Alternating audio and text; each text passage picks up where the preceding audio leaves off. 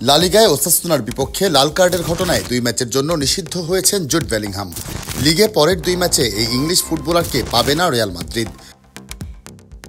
বুধবার Spanish football federation আনুষ্ঠানিক বিবৃতিতে 21 বছর বয়সী এই ফুটবলারের শাস্তির কথা জানায়। শাইনি চুলে এখন হবে সব হেয়ারস্টাইল। সিল্কোর দ্বিগুণ শাইনি চুল প্রতিদিন। এর আগে ওসাসুনার মাঠে রিয়ালের বিপক্ষে হওয়া ম্যাচের 39তম মিনিটে রেফারিকে উদ্দেশ্য করে কিছু একটা বলতে দেখা যায় বেলিংহ্যামকে। এরপরই তাকে সরাসরি লাল কার্ড দেখান রেফারি হোসে মনুয়েরা।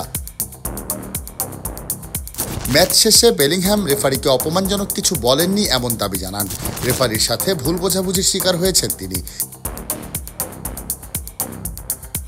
কিন্তু বেলিংহ্যামের গালি দেওয়ার বিষয়টি রিয়াল কোচ কার্লো আনচেলত্তি স্বীকার করে নেন। তবে সেটি রেফারিকে ছিল না বলেও পরিষ্কার করেন এই ইতালিয়ান কোচ।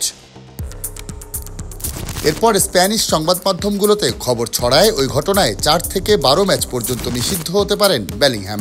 তবে শেষ পর্যন্ত অল্পতেই রক্ষা পেলেন তিনি।